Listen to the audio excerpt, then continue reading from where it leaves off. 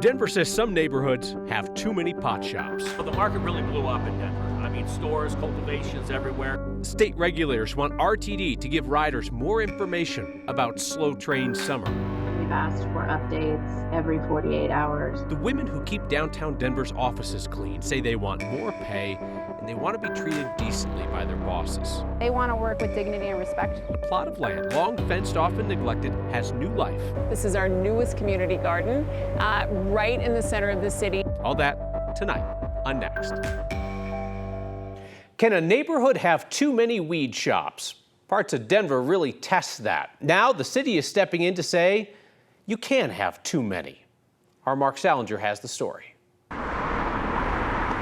Anywhere you go in Denver, pretty much, you're not farther away than a block or two from finding a dispensary at this time. In a city with more dispensaries than Starbucks, certain spots have all the weed. Well, there are some neighborhoods where are known to have a lot of marijuana businesses. Every year, Eric Escudero and his team at the Denver Department of Excise and Licenses put out a list of neighborhoods that can no longer add more dispensaries or grow facilities. Where if there's a neighborhood that has a lot of marijuana stores or cultivations, we spot that and we identify it every year, and we don't allow any more new stores or cultivations to go in those areas. The Overland neighborhood has 13 stores. Northeast Park Hill has 11. Baker has 10. 5 Points also has 10. No one can open up any new locations in these areas. The same goes for cultivation facilities and grow houses. Northeast Park Hill, 28. Montbello has 24. Elyria Swansea has 19. Overland has 16. These areas are also cut off. We want to make sure and protect neighborhoods that have historical significance, so it doesn't change. They don't turn into just a place that has lots of marijuana businesses. This is new. The rules started back in 2021. And if some businesses get their way, the area could soon be called something else. That's right, Adele. The area could soon be called the Green Mile. We've seen neighborhoods change because of weed. Back in 2014, soon after it was legalized, we told you about the battle between antique shops and pot shops. The antique stores say, hey, we were here first, we've been here for decades, it is Antique Row, that's what we named it. Well, the pot shop owners, many of them are saying, hey, we're here too now, and it's time for a name change. So many dispensaries opened up here on this part of South Broadway, it became known as the Green Mile. 10 years later, Denver is trying to avoid that happening again. We want to make sure that those neighborhoods, they're what makes Denver special. And we want to make sure that marijuana businesses are more spread out instead of concentrated in just one neighborhood. The marijuana industry is in a bit of a recession right now here in Colorado. When neighboring states like New Mexico legalized weed, fewer people started coming to Colorado to buy stuff here. Pandemic also had a big impact. There were record high sales. Now they're way down. People, Kyle, are realizing that, hey, maybe I got to go to work at 2 p.m. on a Tuesday instead of, stimulating the economy. Sure. We always make the joke with Starbucks stores, right? Yeah. They and weed shops seem to be ubiquitous, but you actually can look at the numbers. So there's about 50 Starbucks in Denver. Those top 5 neighborhoods with the most dispensaries have 52. Compare that to 50 Starbucks in all of Denver, 52 dispensaries in just those top 5 neighborhoods. That puts it into perspective. It's not even close. Mark Salinger, very interesting. Thank you. We're gathering more info tonight about a small plane crash into a mobile home park in Steamboat Springs this afternoon. Firefighters have not yet said if that crash killed anybody in the plane or on the ground at West Acres Trailer Park. It's near the airport on the north side of town. Pilot around there said he saw a plane making steep turns as it came into the runway. Denver's chipping away at the city's lack of affordable housing. $5 million project approved just a short time ago by City Council will add another 62 units in 5 Points. This will be on what is now a parking lot on Welton near North Downing. Used to be owned by RTD. The units are supposed to be permanently affordable, not just for a set number of years. 1-bedroom units up to 3 bedrooms. People can make up to 80% of AMI, the area's median income, in order to be eligible to live there. Construction's expected to start end of this year. Those 62 units count toward Mayor Mike Johnson's funding initiative to build and preserve 3,000 affordable housing units. Well, here we are starting another week of slow train summer. Today we found out not only was RTD slow to tell the public about why its light rail trains are inching along on the south side of town, but RTD never told state regulators about the problem. Our Marshall Zellinger explains how RTD is now going to be forced to be more transparent. If it's possible for a 10-mile-per-hour light rail train to seem even slower, just look out the window at cars going by at highway speed on I-25. Because of damage to the southeast rail line, light rail trains must go 10 miles an hour for the 2.5 miles between Colorado Station and Southmore, and for the 5 miles between Bellevue Station and County Line. What I'd like to do today is fill you in on the Commission's actions to respond to this low order. During this morning's Public Utilities Commission meeting, Director Rebecca White went over this 3-page letter sent to RTD. One of the PUC's requests is for RTD to provide all inspection reports for the Southeast Rail Line since the start of the year. We got some of those records on Friday, which show the rail line failed certain inspections starting at the beginning of the year because of railhead burns like this, found on the part of the track where the wheels meet the track. According to RTD, this alone is not dangerous, but can crack if not repaired. The PUC's second request will provide more transparency about what's going on. We've asked for updates every 48 hours from RTD on what they're finding out on the line, as well as what their updates are for when the repairs will be made. The reason the PUC is involved at all is because of this work downtown. In late 2022, RTD self-reported deteriorating rail conditions downtown. As a result of having to shut down this line and rebuild the track, the PUC ordered a review of all lines. That led to the inspections that found problems on the southeast line along I-25. The PUC also wants RTD now to update its transit asset management plan. Why? Because according to the PUC director, the one that RTD provided through 2028 does not include any rail improvements on this southeast line where trains are now having to go 10 miles per hour. You can sort of naturally understand the connection there. The better you take care of your assets, the safer your system is. In an emailed statement tonight, RTD tells me there was no requirement to report the inspection findings and the speed restrictions to the PUC, but RTD is now working on getting the PUC what it has now requested. And you know they're also like, come on, Marshall, don't you have some questions for Excel or something? I thought you had a new fixation. Yeah, this is 4 stories in the last week and a half now. Our conversation with RTD last week, they were talking about perhaps putting up signage so people would know more about the slowdowns and not just the closure of the downtown line. I don't know if that has changed since we heard from them on Friday, but the slowdowns will exist until they fix those rail spots. End of the day, it's about reliability. It's about trust. People have to have it if they're going to ride public transit. That's the reason why you've been pushing for the transparency. Thank you, Marshall. So a week from tomorrow, we're going to be able to tell you some things about politics in our state that we can't tell you tonight. Like whether Denver Democrats are interested in pivoting away from some of the loudest voices on the far left, whether Republicans will reward Congresswoman Lauren Boebert for moving across the state to find a safer seat. We'll be able to tell you whether the head of the Colorado GOP can successfully use his party's resources to boost himself over other Republicans for Congress. So what do you say next Tuesday night we agree to hang out here and watch the results as they come in? I'll remind you again before that. What I got to remind you of tonight is that today is the last day to mail in your ballot. You got to hand deliver it or vote in person past this point because it could get stuck in the mail. Another reminder, you can register to vote in this state up through Election Day. There's no excuse. You can get in the game. Primary night is next Tuesday, June 25th. Live coverage starts when the polls close at 7. I'll be with you clear through 10:30. There's an open race for Denver DA this year for the first time since 2017. Coming up Wednesday on Next, an in-depth dual conversation with the candidates, Leora Joseph and John Walsh, will sit down with me Wednesday night on Next. Contract negotiations start today for the more than 2,400 workers who keep downtown Denver's buildings clean. Their union, SEIU, says more than 90% of those janitors in Denver are Latina immigrants.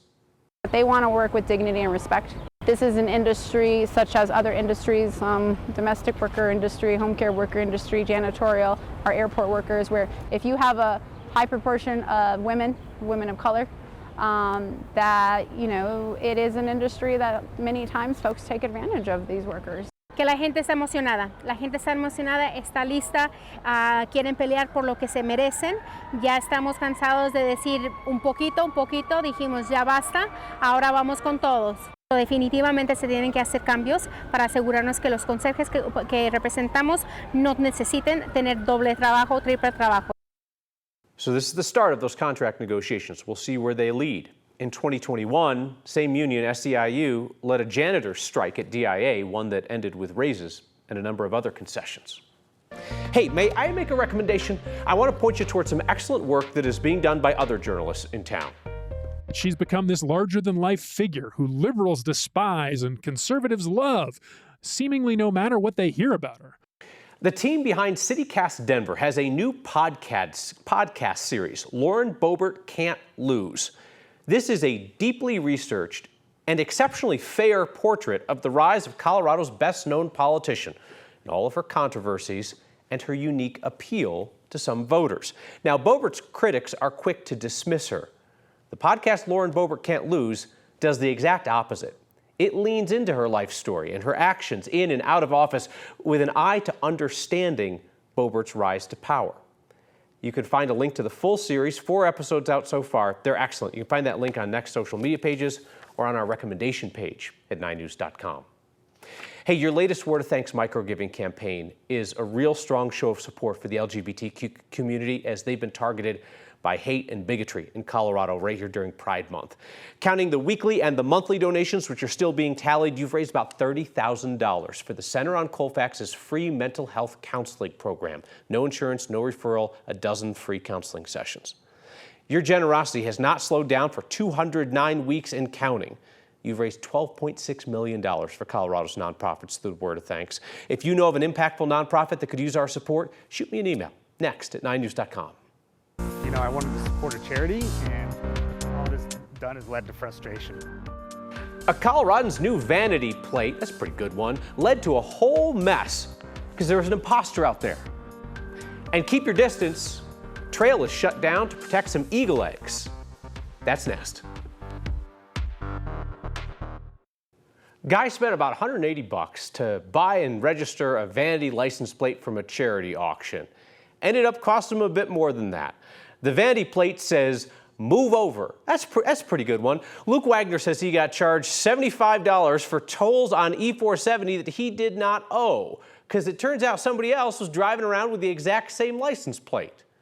Express Toll says they've seen a wave of these fake plates lately, and their cameras couldn't tell the difference between Wagner's plate and the fake. He just decided to give it up. I just wanted it to stop. So that's why I went and bought a new plate, is I just couldn't wait any longer. The bills were piling up. It was connected to my credit card. Poor guy. Consumer investigator Steve Steger helped to get him a refund for what he was out. Express Tolls say that what happened is rare, but they are seeing more of it. So good reminder to check your statements, make sure they're legit. Tonight on Nest, you could help blaze a new trail in Boulder County to protect nesting eagles on the old trail. New route for the Wapiti Trail at Heil Valley Ranch is going to open tomorrow at sunrise. Boulder County Parks and Open Space says some golden eagles have made a home along the old trail, so for the time being, they're going to give them more of a buffer from humans. There's now a new route for people and horseback riders.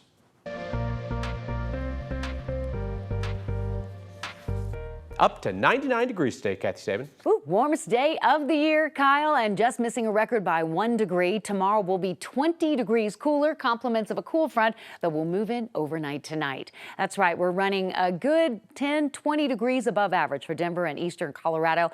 The wind has been coming in out of the south, creating critical fire weather conditions, triple-digit high temperatures across the southeast this afternoon as well. With the wind, with the heat, with the lack of moisture, red flag warning remains in effect for Denver and much of eastern Colorado. High levels of ozone. We continue with an air quality alert through the evening and into the day tomorrow. But there is a front approaching. It's creating some wind across northwestern Colorado. We're tracking isolated storms on the far eastern plains tonight. But other than that, relatively quiet as the severe weather threat remains over extreme northeastern Colorado tonight and into Nebraska and Kansas. And so tomorrow, how about some sunshine and 78 degrees, scattered storms and a cool day on Wednesday. First day of summer Thursday, summer solstice at 2:50 in the afternoon, and then back to the summer heat, sunshine and 90s for Saturday, Sunday and Monday.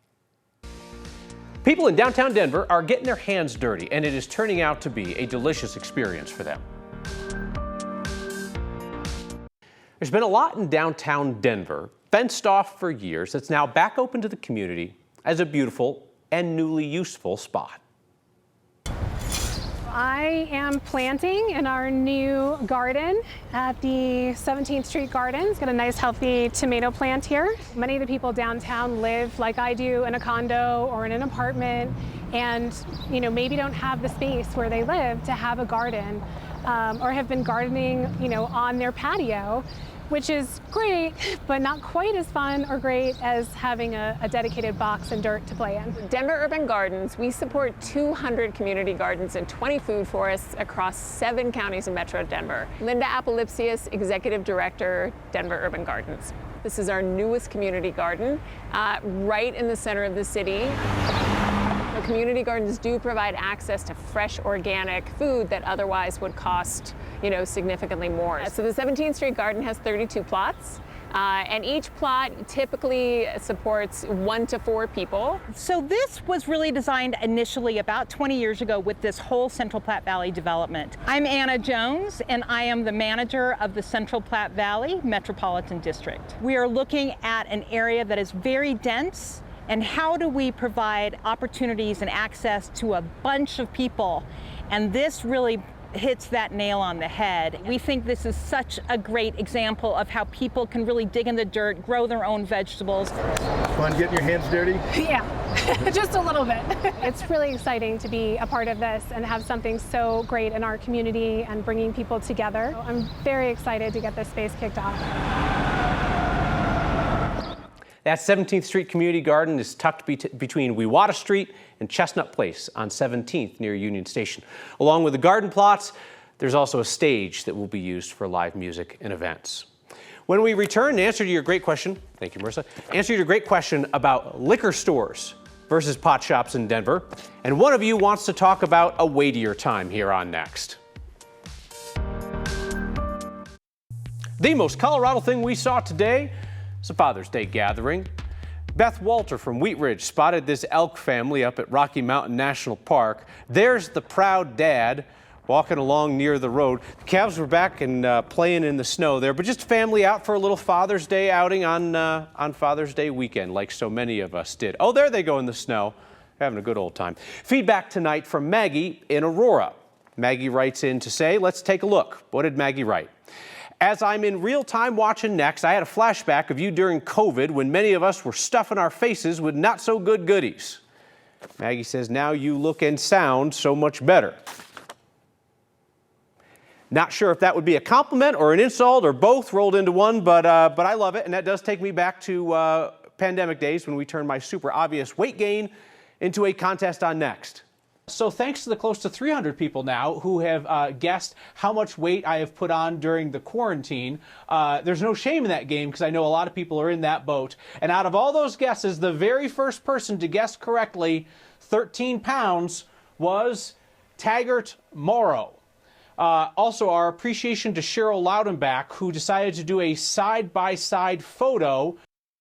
I actually didn't appreciate the side-by-side photo that much. I'm not sure that I appreciate the feedback from Maggie either, but that did take us back. So Taggart, who won the contest by correctly guessing my pandemic weight gain of 13 pounds, won one of those logs from the fireplace. That was before we cut them up and turned them into little tokens of appreciation for word of thanks.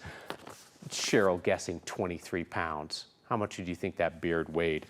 A couple of you asked about pot shops versus liquor stores. How many in Denver? I can tell you 300 dispensaries, 2,000 liquor licenses. So that would be liquor stores, bars, restaurants, etc.